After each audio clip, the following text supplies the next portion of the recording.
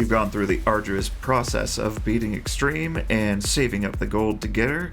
Now, how do you use her? Welcome, I am Nyris, and this is a Dark Astrid hero guide. Let's begin.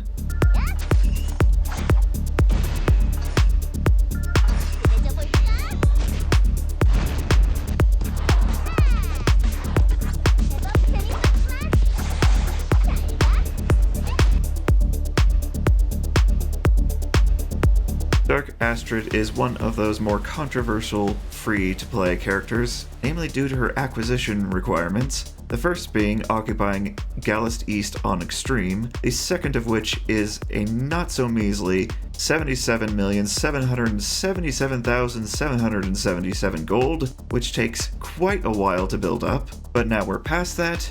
What is she good for? How do you use her? First up, a skill overview. Dark Astrid is going to be heavily leaning into single target damage as a Dark Striker. It is her sole purpose, and she doesn't branch out from it very much. Her normal attack, or her 1, is going to attack a single enemy and grant her Divine Luck and Leech for 2 turns if it is a crit, which it should be if you're building her as a damage dealer. Divine Luck will give a 25% chance to gain an extra turn, and up to 3 can be gained in this way. This is less of a thing you should focus on and more of a lucky extra bonus on occasion. It is not reliable, but it is nice when it happens. The Leech, on the other hand, will allow her to self-heal, but only after she has fired her 1. Her 2, or active, is going to attack a single enemy again, reduce the action gauge of that target by 50%, and grant her Berserk for 3 turns. Given this gets down to a 3-turn cooldown, she can maintain this indefinitely if you keep hitting it on those 3 turns. The Berserk itself will reduce her health by 10% at the start of her turn, but also increase her attack and defense by 30% each turn, stacking up to 3 times based on how the Berserk icon works.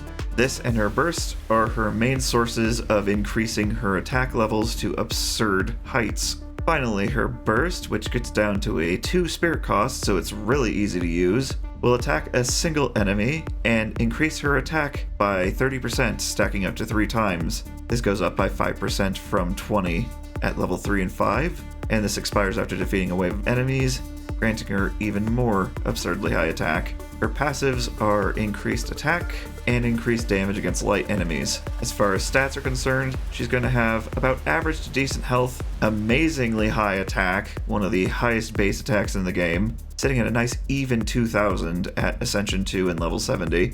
Her defense is where she struggles because it is absurdly low, rendering her very fragile. Pure single target glass cannon is the intention here. Her base relic will increase her health, her refine will give her a chance to increase her resistance for 2 turns upon attacking, capping at 80%, and her divine will be a straight increase to damage against light elemental enemies, capping at 50% extra.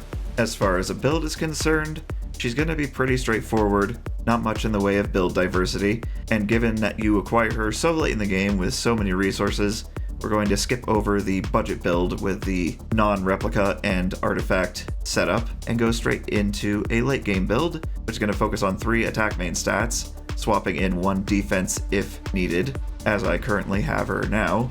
And then for Ring and Pendant, you're going to do 2 crit damage main stats. For subs, you'll focus on crit rate to get it to a decent number. I currently have mine at 88%, that extra 15 if she has an elemental advantage. Then more crit damage on the subs, defense for even more damage reduction, and then attack. Those should be your 4 main you focus on, if possible. As for gear sets, you will go with 6 Pierce. For artifacts, you will focus on ones that increase her burst level, which will up its damage even further. And for relics, you will go with the Divine for increased damage against light elemental enemies.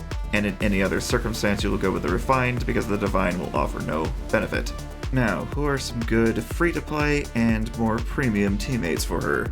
For good free-to-play snipers to provide her burst gauge, we have Dark Mikhail, who is great at generating spirit for the team. Dark 9 is another good sniper option and also provides sap stacks if you have tougher late-game enemies to deal with as well. Both Dark Joshua and Dark Aslan can be good single-target action gauge boosters for her, Aslan being the harder to acquire given he costs 10 million renown.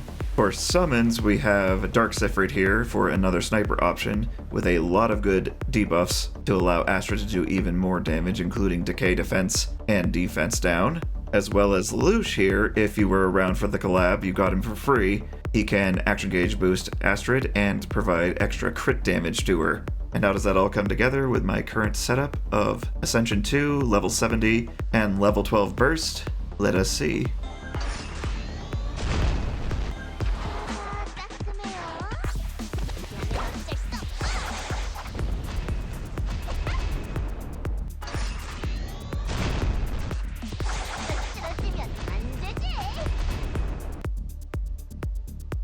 All in all, she does very good damage, takes a little bit of stacking to get up to her full potential with the Berserk stacks and the stacks of attack off of her burst, but she hits a single target very, very hard. She's essentially a harder to acquire, depending on how you view summoning, but easier to build version of Dark Buryu. She does not have enemy max HP scaling on her damage, so she struggles a little bit as far as late game damage is concerned, but she makes up for it by spiking her attack to absurd heights to the point where it doesn't matter as much. All in all, a very good anti-light DPS. Up to you whether you find the acquisition method worth the time and effort. I personally absolutely love her. Hopefully this helps you use her a bit more effectively if you do as well. And that will conclude this guide today, and I shall see you in the next one.